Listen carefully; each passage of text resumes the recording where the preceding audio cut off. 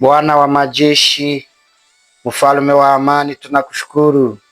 Ni kazi ya ajabu umefanya, umetulinda, umetupatia uhai, umelinda nchi yetu, umelinda jamaa zetu. Tunasema ubarikiwe. Umelinda wapendwa wote ambao tunatumika nao katika hizi habari za Injili. Jina lako lipewe sifa. Tunatakia wenzetu wote amani na salama, wanaokuwa mbali na karibu, wanaokuwa nje ya nchi, wanaokuwa ndani ya nchi ya Kongo, wanaokuwa Rwanda, Uganda, Tanzania, nchi yote ambao wanamwabudu Yesu Kristo, tunawasalimu. Bwana wabariki. Hii ni chano yetu, shene ya televizio ambayo inakuwa kwa jina la Bora Tumaini TV, na hii chano inaweza kukufikishia habari zote za Injili, maombi, unabii, yote inakufikia, na si mwingine ni mimi Pastor Mugisha Martin ambaye ninakutolea hii neno. Karibu wapendwa kusikiliza habari zinazohusu maisha ya kiroho na kimungu. Asante. Tunataka kuzungumza neno fupi, na mbele ya kuzungumza hii neno tunaweza omba Mungu. Asante mtakatifu kwa kazi ambayo umefanya kutulinda. Tarehe kama na hii ni juma la kwanza ambalo tumelianza. Jana tumekuwa kwenye Pasaka na leo umetulinda na tumeonekana. Tunasema sifa zikurudilie. Kwa hiyo tunaombea kipindi hiki kiweze kukibariki, na wale watakao kisikia Bwana kiweze kuwajenga katika maisha ya kiroho. Tuna imani ya kwamba umesikia, kwa jina la Yesu Kristo, amen. Nao tunasoma neno la Mungu ndani ya kitabu cha Luka, Injili kama ilivyoandikwa na Luka 18. Inasema, akawaambia mfano ya kwamba inawapasa watu kuomba siku zote pasipo kuchoka. Ndugu, tunataka kuzungumza kwa hali ya maombi. Maombi imekuwa, nikisoma hii maandiko, maombi imekuwa kama kondisio kwa kila yule ambaye ni muamini. Na hii maombi nataka nizungumze na wenye tuko nao kwenye kikundi. Mungu anajibu maombi. Mungu anajibu maombi ya mwenye haki. Na pia alama ya kuomba, anayeomba ni mtu ambaye anahitaji. Na usipokuwa na hitaji, nawaza kwamba hawezi omba. Lakini katika dunia hii imepasa ya kwamba kila yule ambaye amemwamini Yesu Kristo na akiwa kwenye hii dunia ya shida na matatizo, jibu ni maombi. Na unapoomba unajibiliwa. Na hizi ni habari za Yesu alipozungumza na wanafunzi, akawaambia mfano ya kwamba inawapasa kuomba siku zote pasipo kuchoka. Tulipogundua hii, tulikutana ya kwamba lazima tutaomba bila kuchoka. Nataka nikuoneshe kwanza faida ya maombi. Maombi inakuletea tumaini. Inakuletea tumaini ya kwamba hiki kitu ambacho unakihitaji kesho utakipata.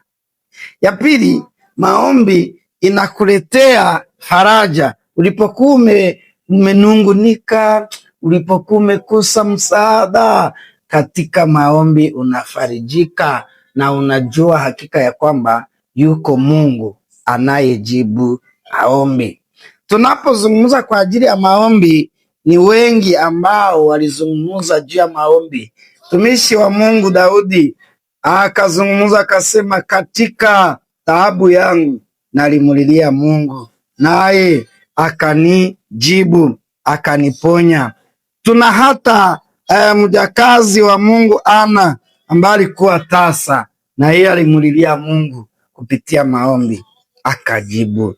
Mitume Petero alipofungwa ndani ya gereza, waamini na yani kanisa wakaweza kumwombea, akaweza kupata jibu na akafunguliwa. Neno la Mungu linatuambia kwamba Mungu alituma malaika kutoka mbingu, wakakuja wakaweza kumfungua minyororo.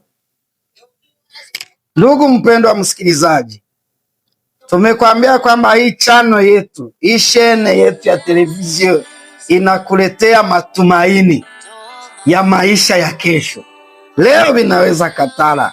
Nataka niambie wapangai wenyewe wanakosa nyumba za kuishi ndani.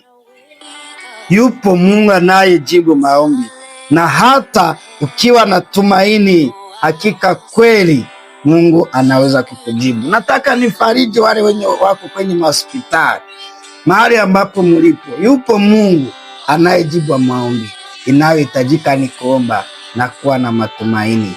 Ndiyo maana televizio hii imeitwa Bora Tumaini. Hakika tumekutana kwamba pasipo tumaini hatuwezi ishi.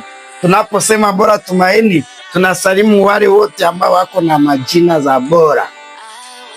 Bora Alise, tunakusalimu. Na wewe kama uko Bora utatia preno yako, tunakusalimu.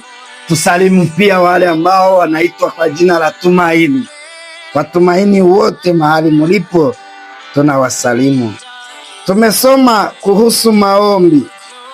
Wale ambao wote wanaitiwa maombi, prayer, tote tunawasalimu. Au maombi wote kwenye wako tunawasalimu. Tunasalimia Evangeliste Maombi Migabo, kanisa letu la Betsaida Obaya. Wale ambao wanaitwa masengesho tunawasalimu. Wa masengesho bose aho bari turabasuhuje. Na hapa pasipo kuchoka, baba tachoka wote. Watachoka namuna, watachoka msese mte kwa papaka toto kumaishile. Naye kabisa asichoke, watachoka. Na hii neno hakika ninataka kila yule ambaye atasikia hii neno, hakuna jambo lingine tunakulomba, utugusie tu pale chini kwenye wanaandika sabone, subscribe. Utugusie tu pale, ufanye notification na upartage hii mafundisho kwa wenzetu ambao wana haja ya kusikia neno la Mungu. Hakika katika kipindi hiki nimewahakikishia kwamba tutakuwa tunapitisha kipindi chetu magharibi, tunapitisha kingine asubuhi, tukiwa na mipango ya maombi tunawaambia, tukiwa hata na mpango mwingine ambao umejitokeza. Kweli itakuwa neno nzuri litakalo kuturahisisha na kutusaidia katika hii maisha ya kiroho. Tunawaambia hakika kwamba waevangeliste wote ambao ni marafiki zetu ambao tunatumika nao, muko karibu kwenye studio hii kuja kupana neno la Mungu. Tunamwalika Pastor Jovenal, karibu wakati unapata muda unakuja unatoa neno. Evangeliste Juste Rubaya Kubetsaida, karibu utakuwa unakuja unatoa neno. Studio ziko kabisa. Tunaweza kualika na wengine wote ambao wako na haja ya kuzogeza hiki kipindi mbele. Kweli tunakuwa na kipindi pia cha kupana ushuhuda. Uko na ushuhuda, unaenda shukuru mkanisa, unashukuru minite mbili, banakwambia seme saa zinaenda, kuja hapa upane ushuhuda. Shaka gutangu buhamya ukaza, na maana na sisi pia tunayo mambo mengi ambayo tutakuwa tunazungumza nanyi. Mungu awabariki jioni ya leo.